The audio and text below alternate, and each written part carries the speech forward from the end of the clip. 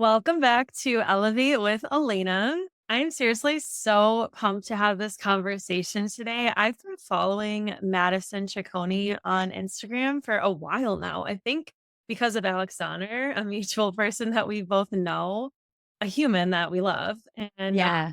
I'm so excited to just get to know you and your journey. We have a lot of actually similarities. Like I've been a fitness instructor for like 8 years myself. And like I have a podcast, of course, obviously that's what we're doing right now. And just I love to get to know people. I love to know what like motivates people and inspires people and like be that encourager for people. So I'm always like drawn to people who are also like that too. And I'd love to touch on your faith today too, and like what's gotten you to really trust and surrender in God and what your purpose is here on this earth. So, Madison, feel free to introduce yourself to the listeners. I'm so excited for this. Yes. Well, Alina, I'm really excited to be here. And of course, having a mutual friend, Alex, is amazing.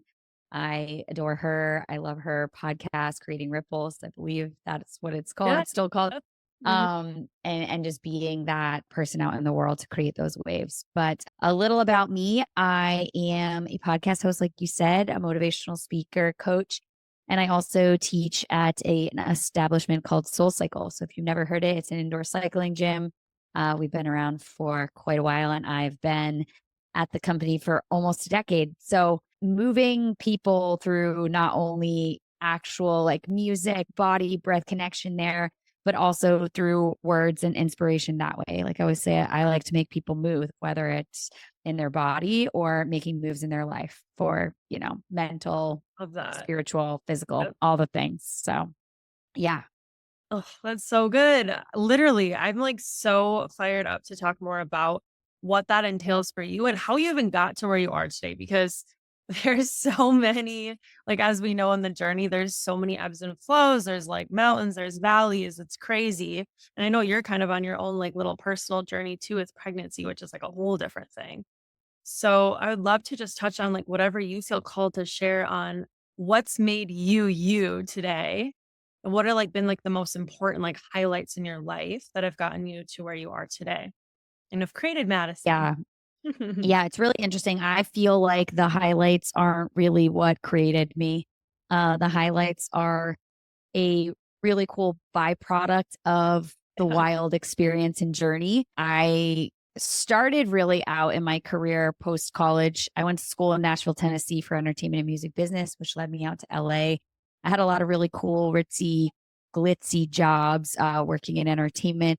I started as an intern at Ellen DeGeneres, and that led me to do a lot of executive assistant work, personal assistant work, elite party planning, like just like all sorts of myriads of jobs in the Hollywood space. How did you That even for get me, into that space? I'm so curious. yeah. So I just went to school for entertainment and music business.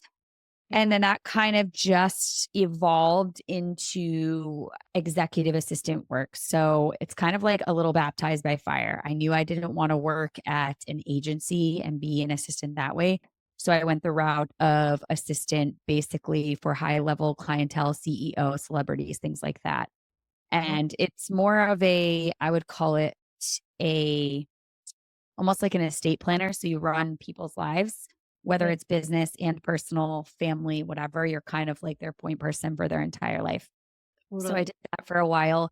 And I think it's honestly, it was one of the most beneficial things, one of the coolest jobs, all the people I've met, the experiences. I, I think about who I was back then. And sometimes I think of why I can show up in rooms now or how I show up in rooms now. And it's really like that was just such a level of confidence built there because, you're talking to so and so on a daily basis and you're like, oh, we're all just people here. So it really kind of just, it doesn't allow you to be shy or not lean into anything. It was kind of like if someone says jump, you say how high. And there was a lot of good and bad in between in my Hollywood kind of chapter. I definitely was a very hard partier. I went out a lot. I got in a lot of trouble out there. And that kind of led me to a crossroads in my life where I was like, I can't be both if I want to be the best version of me. And I really remember standing at crossroads. And there's the meme out there that I love very much. It says, like, I hope this green juice on Monday makes up for all like the crazy things I did this weekend or whatever. That was my life though. That was my life. It was like picture perfect health, wellness, fitness all week. And then like trashed on the weekends, like went out to all hours after party, like you name it, I've done it. Gave Lindsay Lohan a run for her money, all the things, like have all the Honestly, I'm stories. right Yeah. there with you. I was Yeah. exactly the same. I was like health and life coach, telling people how to live their lives and like be healthy and be a fitness coach and all that. And then I was partying on the weekends too. So I wasn't So on this was giving Lindsay Lohan a run for money, maybe, but no, I definitely my was. own And way. this was like before my whole like real initiation or like, I guess initiation, like real deep dive into what I do now. So this was still when I was like in executive assistant land or, Yeah. corporate land or whatever land you want to call it before I went into instructor land. So there was really just like a stake in the ground where nothing was working. I kept getting laid off from these intermediate like marketing and advertising jobs where I wasn't quite upper level management. I was no longer like a grandfathered and executive assistant where I was like vital. So I kept being on the chopping block anytime there was like an account lost or the holidays came and they like were reworking. So through two different rounds of layoffs at two different companies, I ended up getting laid off. And I was just like, what is going on? I was doing everything I could to stay in LA and like live this dream that I thought like was whatever it was in my head, et cetera. And then there was this rocket ship called SoulCycle. So I was like, okay, I think this is where I want to go. All my friends were like, Madison, you work out before, you work out at night, you're part of the gym crew, you're part of this, you're part of all these different health and wellness. Like you're literally class passes nightmare. This was like before ClassPass changed their rules where you could only do like certain things. I would go to like 100 all their classes a week. I would blow out every studio you could. Like I was obsessed with it.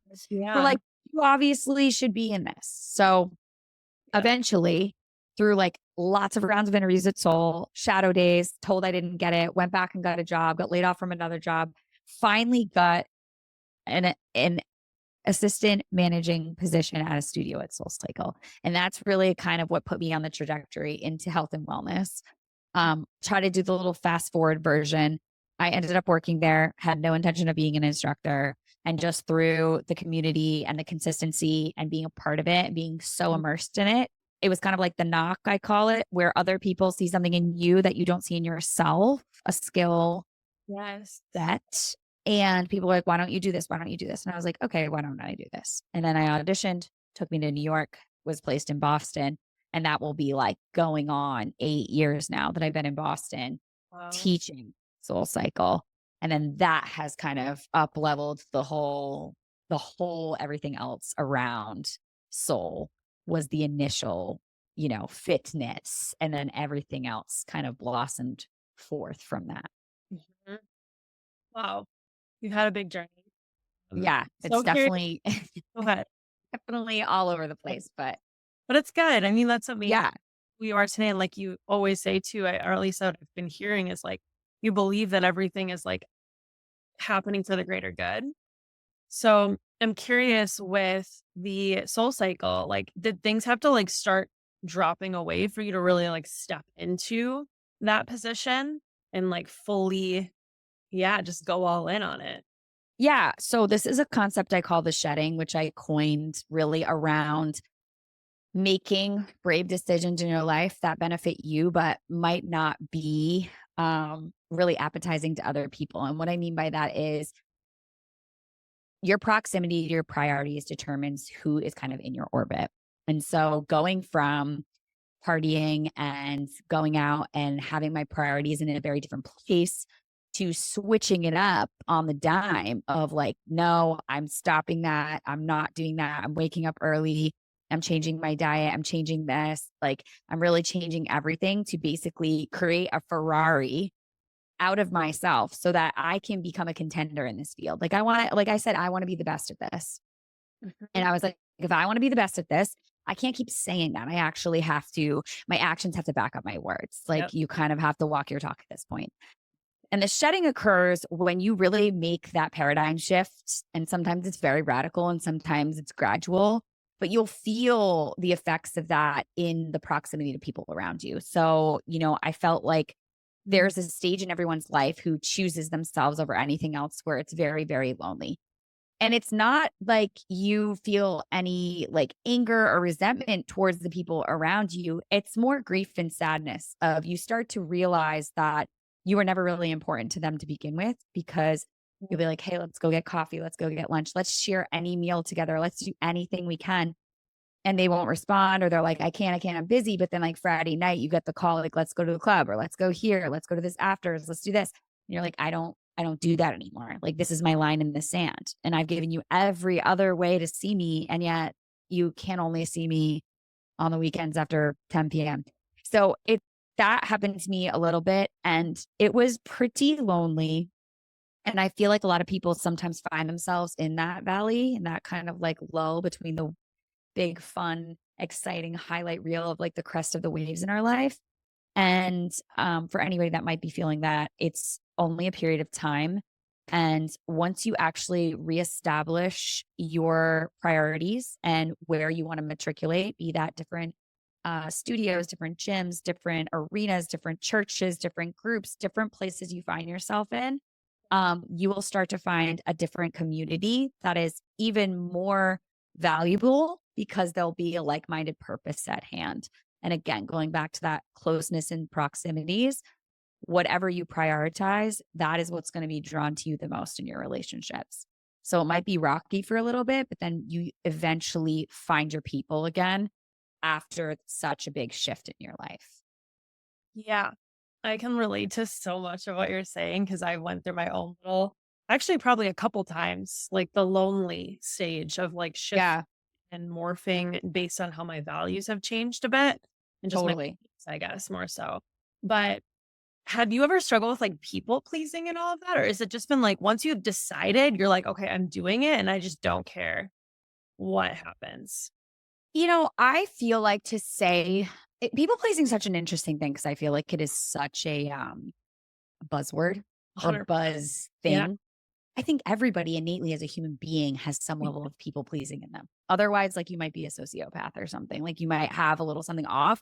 Of course, you want to please people. You want to be like, you want to be loved. We all want to be loved in life and feel connection and community. That's what drives all of us and any of us. I think that I have always erred on that side, just given what I do and given what I've done for work and kind of who I am and how I function. But I also have almost learned the behavior of like, it's okay to be alone, Mads. It's okay to carve your own path. And sometimes you have to displease people in order to basically not displease yourself, like to not let yourself down. And it's okay to let other people down. Um, it doesn't feel good. Of course, we want everything to be like roses and rainbows and all that all the time. But at the end of the day, if you're constantly doing other things for other people's benefit and you're constantly feeling awful in your body and your mind, like who is that? Who is that working for? I use that line a lot. Like, how's that working out for you? And so that's something, there's always a tug of war going on within every single person, I feel like, of give and take. And I think that's where like the big bad boundaries words come up. And we have to figure out, the push and pull and the ebb and flow of trying to get that balance as even as we can for extended period of time. I think that again, I don't believe in balance. I think it's total BS. But we try to find that nice vibration. And whether we are vibing a little higher or a little lower, or things are a little crazier, or things are chiller, we Yeah. try to find that golden thread in our lives to marinate at. And then we work it back and forth. And whenever I talk about boundaries, everybody's always like, oh, it's like I'm putting up a boundary. Like, you don't have to say it like that. But it's like having these stipulations for yourself. I call it like your SOP, your standard operating procedure of what makes you the best version of yourself. Yeah. And, sometimes we go over the line. We say yes to that thing that we know is going to extend us and we go and we're like upset. Sometimes you come home from that birthday and you're crying and you're like, why the hell did I do that to myself? And you have to relearn and you have to retool and pull it back. But that's what I mean. It's like constantly reworking it and figuring out what's going to help me operate at optimum standards for myself. So I feel like the best version of myself. But again, that's constantly tweaking and retooling day in and day out. Yeah, totally. Yeah, I would love to just dive deeper into because it just makes me think of the whole like the power and the pressure and surrendering because Yeah. at least for my journey, like the people pleasing thing, I know it's like we that is so true that we all have a little bit of people pleasing in us. Yeah. Uh, but it seemed to be something that's been like even harder for me. Like it deters me from like going after my purpose, from like doing the things that I feel really called Ooh, to ooh, do. I wanna know more about that. It just I mean, truly, like, I feel like the God-given purpose that I was, like, made for on this earth, I've been pushing it off, and, like, doing all these different things that I thought was the right way for me for so long, and I think it's, like, God's using it for good, right? Like, everything that I've done is being used, and I can see that now, and it's leading me to be able to, like, talk about certain things that I've dealt with and that I've struggled with, but there's been so much people pleasing along the way throughout that has, I think, just delayed it, to be honest, just delayed it. Um, and so finally, I feel like because I keep surrendering more and more to, like, what I truly think God wants me to do, the people pleasing is just, like, less and less. I honestly think it's gone now for the most part. I mean, there's probably always, like, a little bit of lingering, but, Yeah. um, it's interesting the more I surrender, the less that I even am inclined to wanna people please, the more I surrender to, like, what the true purpose is for my life. So I'm just Yeah. that it just all of that feels like it's very, like, intertwined for me, like, I have to surrender, like, daily to be able to let go of any people pleasing and just, like, truly be on mission and on purpose every single day. And I mean, like, yeah, it's sometimes it's uncomfortable, like, it's very uncomfortable because it's like, it might not be necessarily what I want to do or what I desire to do, but I Yeah. know is, like, for the better purpose of my life and other people's lives and everything, truly. Yeah. So I kinda have, like, a little bit of a Venn diagram around this Yeah, because I'm gonna talk about it in kind of, like, what helps me wake up to my purpose and when I know, like, I'm yeah, aligned. So I feel a lot of performance anxiety. I wouldn't say it's people pleasing, but I guess it's really all fear based around what will people think of me. So that's like the overarching thing. So yeah, whether it's showing up as pressure, whether it's showing up as performance anxiety, whether however it's showing up and manifesting, I always say fear likes to go in the costume box and put on like an old dance costume and show up and be like, oh, I'm anxiety today. Like I'm pressure today. I'm, performance anxiety, like, whatever it is. like, So for me, when I am really reeling in performance anxiety or that people pleaser tendency or whatever, you could, like insert yeah, your thing here, label here. It's usually because I'm making it about me instead of making it about other people, especially in the arena I'm in, right? So my mission and purpose is to serve and inspire and get people to move, not only in their body, but in their mind, body, like mind, spirit, all everything. that stuff, right? So anytime I'm feeling extra performance anxiety is because I'm making it about me. I'm making it about my music, my outfit. What am I look like? What do they think of me? And I'm going down this like rabbit hole of all the things when that's not what it's about. And I also feel like that is kind of like, in a way, like the other part of the Venn diagram around that is to bring it back to, okay, but like this type of pressure in this position is a privilege because I was given these skill set divinely to change people's lives in a way. So, of course, there's going to be a Mhm. little bit of pressure in this because this position is privileged because I get to change and serve and inspire and do all this good out in the world. And if you're doing good out in the world, it's not going to be easy. No one said it was going to be easy. And Yeah, I think that that in term, like that level of pressure, when you feel that, yes, it's a privilege, but that level of pressure, I think a lot shows you not only your power, but also your the word I'm looking for here, your reliance on a higher power.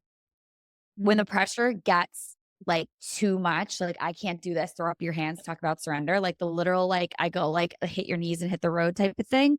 That is when you have to be in touch with a higher power. For me, obviously God, like I can't do this alone. It's too much. Let me take the pressure off myself. It's just little old me down here. Like, what am I doing? totally. And I feel like when you're in the mindset of thinking that you have to have all the strength, you have to do it all, you have to pull the sled, you have to do everything, that's a really shitty place to be when you can give it up to something greater Mhm. and also bring it back to it's for a greater purpose, on purpose, for a purpose, with purpose.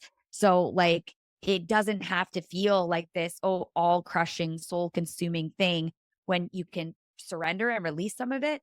And also remember, it's not about you, it's about other people. So there's like this kind of like seesaw Venn diagram thing going on between like pressure, privilege, and your power and your higher power, kind of sort of.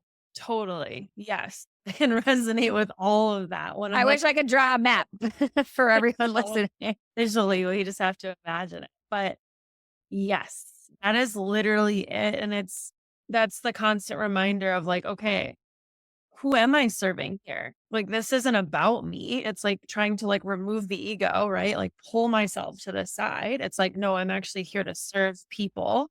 And so then I can't, then it doesn't matter all these other things. But then when it Yeah. gets to be too hard, like you're saying, it's like, I can't do this in my own strength though. Like I do have all these like talents and things within me that have like been gifted. And I think I believe we all do. We all have these like gifts that were Mhm. given to us to be able to serve the true purpose that we're meant for.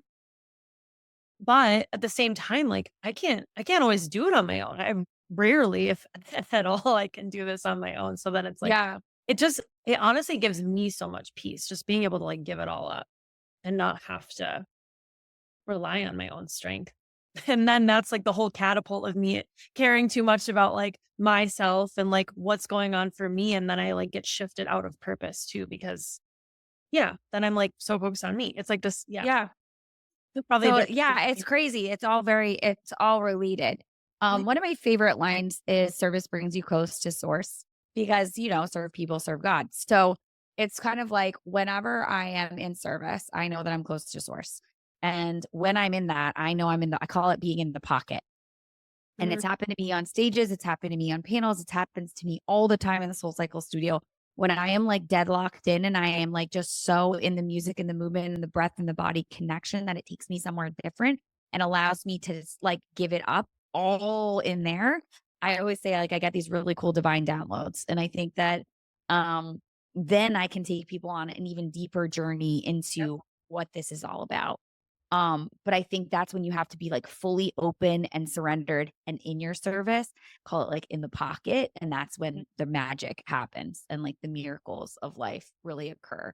And then you can not only bring more people with you, but you can really, really help people. That's when like a lot of the words you say really resonate, or, like that thing in Yeah. class, like stayed with me. And you'd be really surprised what people pick up and remember when you're like so in the moment in the pocket. Yeah. Like, I've had those moments too where it's like, I don't even remember what I said, but then someone says it back to me and I'm like, "Oh, Uh yeah, huh. you're totally in the pocket because it's like, Yeah. it wasn't even like me, it was like I was removed and then, Nope, like wasn't here, yeah, wasn't here. so Yeah. crazy. I would love to touch more on, like, how because I know you also do coaching, so I'm curious, Mhm. like, do you help people kind of, like, navigate, like, figuring out what their purpose is and, like, how to, like, really enhance that? Yeah, so I think it's interesting because 'cause we're talking so much about purpose, and I feel like purpose is more God-given and your why is like an innate they go hand in hand, like, you kinda, like, can't have one without the other, but Okay. I think you also need to know your why, and a lot of people have like, surface level why at first, like, "I want this," or "I want that." But then if you dig deeper into your why, you'll realize that there's more to it. So, Yeah. your why might be, "I want to be the best instructor at SoulCycle, and I wanna do this, and the best this, and the best that." Okay, like, all that, cool, It's cool, like, "I cool. wanna make that Why? $1,000,000 this year." Yeah. Why? Yeah. Why? I I'm like, think that "Okay." when you really peel back your why enough, it gets to your purpose and what you were put here to do. And I think at some level, the people that have really mastered this, they have found that their deep and God giving why is to help people along the journey in some way or shape or form. And in order to unearth and find that, you have to help people go on the journey. So my coaching approach is really giving people a reverse roadmap in their life of being like, you want to go from point A to point B. You have no idea how to get there. I have no the constant thing I always get. I don't know what I'm doing. I don't know where I'm going. I don't know what I want. It's like someone just got in the car and started driving and they expect to get to the destination of their dreams. And it's like, no, we have to figure out, we have to peel some layers back and really like create the Candyland roadmap of like, where we're going to stop along the way and what's going to happen and what we're going to implement in our lives to really start to bring that stuff out of us so we can Yeah. flourish in our daily life. Wow. It's so funny because I mean, it's not funny because I just feel like it's so divine, but I was just in a Bible study this morning and we were talking about something very similar to what you're saying. Mhm. Now it's like almost like, yeah, like you were saying, like going back to like, it's like figuring out like where do you want to be? What's the end point? And like knowing that and then planning how to actually Yeah. get there. Yeah, I think, yeah, you have to kind of flip it on its head a little bit. And I always relate it to getting in the car to drive, right? You don't just get in your car and be like, I'm going to just start driving and I hope I get where I'm supposed to go. Right. You have And to, I feel like that's how a lot of people might be living their lives a little bit. Um, yeah. and not in a like a, oh, like woe is me or whatever way. Just I think like life starts lifing and your circumstances and things around you, you don't really realize that sometimes you might just be in like a program mode of kind of like the hamster wheel. And Yep. you need to either shake things up. I got to bring this in. I got to let this go. I got to have this shedding here. Oh, I realize all these friends aren't actually good for me. Let me change this up. Let me put this in. And it's again going back to that retooling and tweaking. Now it's not of what we were talking about before. It's literally like your lifestyle. So just like adding more, subtracting things here, and really figuring out again, going back to what I said, standard operating procedure of me. And then you can really figure out, oh, okay, like there's something deeper here to what I want to do. And Totally. and usually like literally you can figure that out if you keep asking people the question why. Like, why do you want to do that? Well, because and like eventually if someone's open and honest enough and like really like ready, like kind of like the student, the teacher will appear when the student is ready type of thing. If Mhm. someone is open and honest enough with you in like a coaching session or something, whatever it is, you'll end up getting to the root, which is usually around some kind of service. I want to help. I want to do this. This story happened to me and I don't want this to happen to other people. So I want to be this Yeah. person to other people. There's always like this really root thing, but Mhm. sometimes we have to like really go excavating to pull it out of people to actually get them to be like, oh, that's what it was this whole time. That's what that yearning was. That was what the calling was. That was what the knock was. That was what the heartstring pulling was inside me. It was all that to begin with. But there's so much gunk and crap and blah, blah, blah burying it that we have to like literally quite go digging for gold. Totally. Yeah. Yeah. That makes me think too, like, okay, so now people are figuring out what their purpose is or their why is, right? So that's going to lead Mhm. them to their purpose. But then it's like, I think what people struggle with, and it's like, I can speak for this myself personally. It's like, then it's the like analysis, the paralysis, and no, the Yeah, analysis, analysis paralysis. right? So then it's like, okay, so I think this is what I want to do, or this is like what I'm supposed to do. But then how do I even know where to go? Like, what are the next steps to get Yeah. to the destination, right? Yeah. And I think that that could be drawn out a lot of different ways. You can hire help. You can have a coach, a confidant, a therapist, like whoever, depending on what we're trying to draw out and bring out in us, right? Of this analysis paralysis. But again, that is just fear going in the costume box and saying, no, like I want you to feel really ready. Like I think readiness is another BS thing. No one is ever ready. And Yep. that's like a huge part of faith. Like you don't know. You don't know until you go. And you have to have the innate knowing to take the first step and say, I gotta try. I gotta try this on for size. I have to put myself, even though I can't see the whole staircase, I'm gonna take the first step because if I don't, then I'm gonna be stuck here forever, just like spinning my wheels doing nothing. But fear loves that because fear wants to keep you stuck and small. Mhm. And everything else will come from you really just like digging down into your faith and being like, okay, like I can do this. I know I'm capable. I'm fully equipped. I'm ready and able. And then just getting into action. I think a lot of people really struggle with getting into action because they're so concerned with getting it wrong or doing it wrong, or I'm going to pick the wrong thing. I'm like, what? You might pick the wrong job. And guess what? Then you know. So now we can reassess. But if you don't make any decision, like indecision's actually the worst case scenario. I actually use this a lot for people. This line, like you're already living in your worst case scenario. A lot of times when you're stuck in the analysis paralysis, cis or whatever it is, you're already living in your worst case scenario because you're stuck, you're not moving. So do something. And if it's wrong, we'll fix it. If it's right, we'll keep going in that direction. But at Mhm. least we have some sliding scale of like what's going on and what to do next. And then due process of like, okay, now we can adjust. Now we can, adjust the sails for where we want to go versus just kind of like sitting in the harbor doing nothing. Totally. I think like Yeah. point too, what's helped me so much personally is like, first of all, yes, you need to take a step. You can't just Yeah. sit there and like keep thinking about it. The overthinking is just going to hold you back. The fear, Yeah. whatever it is, right? Hmm. But then it's like, okay, taking a step or two in a direction, just choose something that's going to Yeah. get maybe closer to that purpose, that why, and then trusting that God's going to realign your path anyways. So, like, if you get off course, it's like, well, this is where you're actually supposed to be. Like, I think trusting that higher guidance of like, okay, well, I have to take action. Like, we're required to take action. We have to. Nothing's going to happen, Yeah. right? So you take the action and then you get realigned and you figure out like, okay, this is actually the direction I need to go. But sometimes you do need to go down the, I think, wrong path to figure out, like you were saying, like maybe taking the wrong job and then being like, oh, that actually drained all of my energy. So this is actually the right way or whatever it is. I think it's a constant like recalibration almost. Yeah. No, really. I use like the analogy of ways all the time. Like when Yes. you get lost on ways, the little voice isn't like, you're dead, you're screwed, turn back. Oh my God, we're gonna die. It Yeah. just, No. yeah, it Yeah. just simply says rerouting and you get rerouted.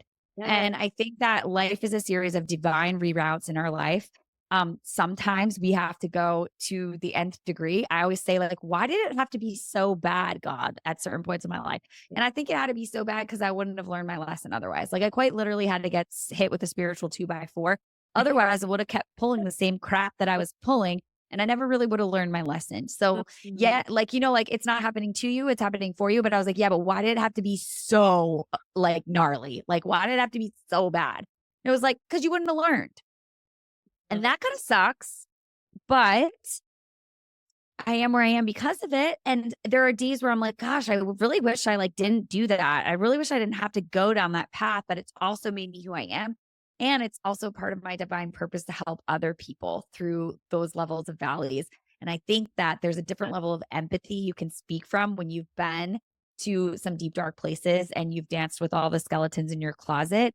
No one can really hold anything over your head. So all you can do is show up and be authentically you, and Totally. that reverberates and vibrates differently, not only with clients or people or whoever and I'll speak for myself, I'm personally dealing with. I think it creates a different magnetic field around you because they always say, like, oh, you just like get it. And you're like, yeah, but they wouldn't feel that unless I went on that crazy journey. So it's like it all like comes together, Yeah. even though sometimes the the whole escapade is really gnarly. And you're like, "Do we have to do that? Did we have to do that?" It's like, "Yeah, yeah, you actually did. You did." It's like a reframe, I think, in those moments, like, I have to catch myself too when I'm going like, because it never I mean, there's always gonna be times, right? Like, you don't just, like, all of a sudden, like, have this, like, perfect life that's just, like, amazing and nothing Yeah, right? Like, there's always gonna be trials and tribulations no matter if you have faith or you don't have faith, like, there's always yeah, tribulations. So then it's like, okay, I'm still having the trials and tribulations, but when I'm having that moment of like, okay, this is like kind of uncomfortable. I'm having a hard time, whatever it might be. It's like knowing that it's like going to be used probably for the greater purpose is like always a good reframe. It helps me at least like understand like when I'm in the moment because it doesn't feel good when you're in the moment. It's hard to see that way or like to look at it in that way when you're not feeling like a high vibration yeah, emotion, yeah, right? But then reminding yourself, it's like, "Oh, there's a reason I'm going through this right now, and it's gonna be used for the good. So I can yeah, trust I'm gonna get through it, and it's probably gonna actually help a lot. Help me serve other people in a different way, help me see something from a different light to be able to speak to it more authentically, more vulnerably." Like, that's literally been my journey. It's like, I've been through friggin' hell and back, I swear, in so many different ways. So now it's like, it's kind of a blessing actually, because I feel like I can relate to people on such different levels, so many different kinds of people. People that have gone down like the path of like alcohol and partying and all that. And then like all these different like spirituality things that I feel like pulled me away from God and like I mean, like, hooking up with guys, like, there's so many different directions I've gone that I've tried to fill this void with, and now I can just use it for the purpose, which is amazing, but it doesn't feel Yeah. like me during it, that's for sure. No, no, you definitely have to speak from like a scar, not a scab. And I think like when you tell people like, oh, it's for the greater good, like I can think of some of my friends going through some like the really like raw worst case scenario things in their life. And like you wouldn't be like, oh, it's like it's all for your purpose. Like it's gonna help you like reframe it. No, there's like a time and a place for that. And I always say, like, the journey, you can only see 2020 like looking back, right? Like Yeah. but yeah, that's like the duality of it all. I feel like that's the kind of duality complex of being in it and then being out of it and being able to like look back and understand. But then when you're in it, it's kind of like when you're in the storm, you can't understand it. But then when it passes, you can kind of reassess kind of like what were the damages, all that. How do we fix it? How do we get back to what we were? And that's where like the mindset shift and like the mental work, I call it like the mental parkour, American Ninja Warrior style stuff starts. Yes, that's so true, that's a good point to make too, because it's so much harder when you're actually in it. Yeah. So, yeah, that's a good point. I'm curious too, like what's deepened your personal faith? Because I know that doesn't always just I know for a fact it doesn't just come out of nowhere, like something Mm. like initiates that. So, what was that like for you? I think for me, my faith has always been deepened in like my lowest lows. Like when I think of the times that I've connected, that's like obviously God is a part of my life and the greatness and like, oh my God, so good. But I mean, speaking from my own life, even right now, like just even my whole pregnancy, Yeah. it was really, really challenging. And I was really sick and I felt really awful. And I was having to still teach soul. And it was really, really hard. Like it reminded me of going to teach SoulCycle during like COVID and like just really shit times. Like I was really low. And that's where I seen like it's always the lows. Like when I think like when I got my DUI in California and I was in jail, like that's when you're hitting your knees and praying. Like it's always in your lowest lows. And, I know this is kind of like, this is kind of maybe like chippy to say, but, you know, and I say it a lot and I think it could ruffle some people's feathers. But when people are like, oh, well, like, I don't believe this and I don't believe, like, I don't really know. I'm like, well, shit hasn't gotten that bad for you then. Straight Right. up. Yeah. It hasn't gotten that bad for you yet. And I know that some people have like chips with God because they're like, it has gotten that bad. And they're like mad with God. And that's a Right. whole nother journey. But I'm talking about people that are like, oh, well, like, I'm just cool with it. Like, I'm like, well, then it's not that, it's never gotten that dark for you then. Because when it gets really dark, when it gets really, really dark and everything goes sideways and the storm is just like battering back the hatches and you have nothing else to hold on to, that's where usually you find God and faith. And I wish it was not always in those times where you reconnect. But for me, that's where reconnection always happens to a deeper, deeper level than whenever I'm on the top of the mountain. And, we just watched the Olympics and all the things. Thank God, thank God. Yeah, yeah, yeah. Awesome. But for me, I think the real testament to my faith and my strength, the all encompassing strength that I'm under, the almighty power, is in my worst times. And I don't know why that has to be, but that's the way it is. Yeah. I mean, for me, it's been the same too.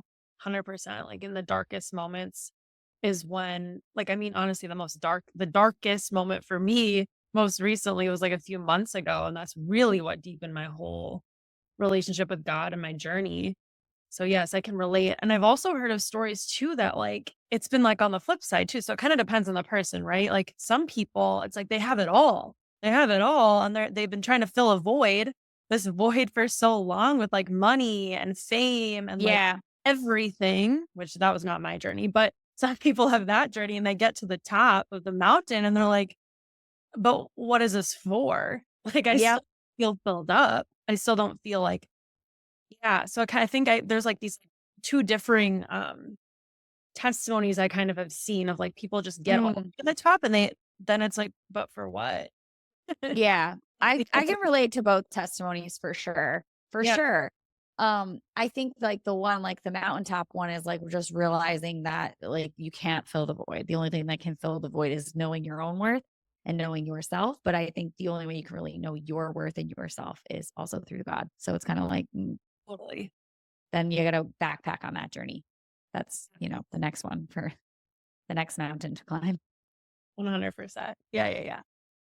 Okay, so with that being said too, like I would love to just dive a little more into what your pregnancy journey has been like. Mm. And Yeah. how has that maybe deepened your faith or like what have been some of the big lessons along the way? Yeah. I think that, like I was saying, I was pretty sick at the beginning, which is not everybody's experience, which was mine. But like I found myself like begging and pleading. Like literally, I don't really beg or plead. I was like next to my bed begging God, like, please help me because like I can't do this. It was just like I just feeling so awful in your body and then like having to go perform was just not it. And I know that my career choice currently is really not great for what's going on. I said I felt like a science experiment every day on the podium with like bright lights on me. Like I kind of feel like, like the reptile in the second grade, like Yeah. student room that like everybody's like, looking at something's going on. So that was really not cool. But we get through it day by day, month by month. And then I feel like I kind of came out of the cave in the last, several weeks. I guess this Friday I'll be like 24 weeks. So that's just about 6 months, I think. 4, 8, 12, 16, 20. Yeah, Yeah. 6 months. I definitely feel a lot better, but I think in terms of surrender, it's really challenging. There's this duality complex that I was talking about this morning of like, I want to push, I want to go, I want to do this in my career, I want to do that. But then at the same time, I don't feel like I can on some days. And that's a really new sensation for someone like myself who is a big achiever and likes to push and likes to do all those things. That's been really challenging. So it's really just a lot of challenges. It's a lot of challenges. Then you have to deal with a lot of people's opinions, a lot of people saying weird things to you on the internet, weird things to you out in public. Like it's really weird. It's really interesting. Um, I'm navigating it as best as I can. I kind of feel like I'm in the Oregon Trail when they like are like, let's float the wagon and see what happens. So that's kind of like where I'm at with it. Um, I think it's really challenging to keep your kind of own head on a swivel and trust your gut and trust your higher power for your path in it because there's just so much hearsay and there's so many opinions and everybody's like so triggered by everything you say and everything you do during pregnancy. It's like really wild. Um so that's kind of been my journey with it. Um I think it's just strengthened my practice in a way that like I don't have control. I have no control. Literally, I can't control anything going on in my body right now. So I just have to pray over it, Yeah. like That's like straight up. ultimate, like, I mean, when you feel Yeah. like you literally don't have control, I think when you realize that too, I think the Yeah. more like deepen into surrender, it's like the more I realize like I don't actually have control over really anything. Even if Yeah. I want a certain thing, it's always gonna like, I mean, Yeah. but it gets rerouted usually into something else. Yeah, and I mean, you could take that as metaphysical as you want, right? Like, we don't have control literally over anything, but it's just really weird when you're used to feeling good in your body and, like, you can hack your body with nutrition and I'm gonna do this, I'm gonna do that, and I know I'm gonna feel a certain way. It's kind of like fueling a car, like I talked about, okay, let's be a high octane Ferrari. We need this kind of fuel, so I'll eat this, I'll do this. There is no guarantee for anything. Like, you could eat something and you have, like, the worst stomach pain of your life. You could your things are happening. You just have no control. You have no control over anything. So it's like the ultimate surrender, right? And just praying, quite honestly, that God's got you. I'm like, you got me, dude, because it's pretty gnarly down here. And I'm doing it as best I can, but it's like crazy. And at least that's my experience. And I hope that's not to anybody listening to like scare anybody or make anybody feel any type of way, but that's really been what it is for me. It's like the ultimate surrender because it's like the one time in my life that I truly feel like like I can't biohack it. I can't, there's just like, you could try all these things and it might work or it might not. Like, and you can still keep trying. It's really a toss up. It's like kind of crazy. Well, I also feel like it has a lot to do with too, like the industry that you're into, like you were kind of mentioning the performative aspect. You're in the Totally. I'd have a horrible job for what's happening right now. Horrible, horrible. Same thing. Like So let me tell you like a funny story. I went and did a keynote down in Texas Yep. for my girlfriend's big summit called Females on Fire. Mhm. And I felt pretty good. I was about like 5 months, this was like about a month ago. And like the morning I woke up, my stomach was the worst it's ever been. Didn't matter. I ate the cleanest food. I mean, I was like, I'm not gonna be able to go on stage. Literally. I was like, I'm gonna have to like emergency exit it. My stomach is so messed up right now. And I was just like, I just at one point was like, okay, like if I literally shit my pants on stage, I guess that's what's gonna happen. Like I just had and that's what I mean by like the ultimate surrender. I was like, Yeah. it is what it is. I Like, can't I do guess that's this. meant to be that if I Yeah, do. yeah. Like literally, I'm like, I can't do this. I straight up can't do this. I'm like, okay, God, whatever. I guess, it is what it is. And like that was just like a visceral thing that like, happened. And I was like, okay. And there's nothing I can do about it. I was just like, I'm here. It's happening. I don't know. It's happening for me, apparently, in that Yeah. moment. I guess this is all for me. It went awesome. So like after the fact, it's like, oh, you can. You can. You can. It was really hard. It was really frustrating. It was really nerve-wracking. But after I was like, oh, okay, cool. Yeah. That's like major humbling moment too. It's like, okay. Like I think that's like one of the biggest things I've personally learned too. The more I like realize I don't really have that much control over my life and that I need to just surrender and give it all up. It's like Super humbling. It's like the opposite of humbling. ego. You're like, oh, I don't know anything. I don't feel anything. I've got nada. And I'm just here floating. And It's not like cool. the flip side of that, it's also like very freeing when you actually just like, okay, Totally. Okay. I don't Cool. need to like white knuckle life. Like, okay, we can just let go and just let God. Yeah, Like, exactly. yeah. Yeah. Jesus take the wheel. Carrie Underwood style. There's a reason. Yes. I honestly think about that like almost on a daily. Feel like that is my Roman Empire, actually. um, okay. Well, I've loved talking to you. This has been so like so real, right? We're just like getting, I love authentic conversations. That's like what I do. Yeah. I just appreciate you showing up authentically and like diving into like your own journey and how you've kind of like biohacked it in ways, but then also like acknowledging the ways that, Yeah. Not now. right? Yeah. Yeah. So, curious like how you want people to connect with you. How are you serving people right now? Like what is like really alive for you in this moment of your life? Yeah. So right now, I always say like if people are in Boston, they can come take my class at SoulCycle. Sometimes I do different I do different one-off things. So I'll do different events like yoga lattes. I did this thing called Rise and Groove a little while ago. So I'm always doing like one-off things outside of the studio. So getting in touch with me on Instagram, my handle is just at Madison Ciccone, which I'm sure you'll put in all the show Okay. notes and things like that. So that's kind of where people connect with me in terms of coaching. I do a lot of one-on-one stuff right now. I haven't really launched any of my group programs. Those are like on hold at the moment. Although I've been toying with like, do I do one this fall before I go out on mat leave? I don't know, like all that stuff. Obviously, the podcast, Wicked Fearless, um, and my website, madisonchicone.com. But honestly, I'm very responsive on Instagram. So that's kind of the place where it goes down. And any questions and curiosities and conversations can happen on there. Thank you so much for being here. And like I said, just showing up authentically and getting real with me and talking about all the things. I So fun. appreciate it so much. Yeah. Thank you.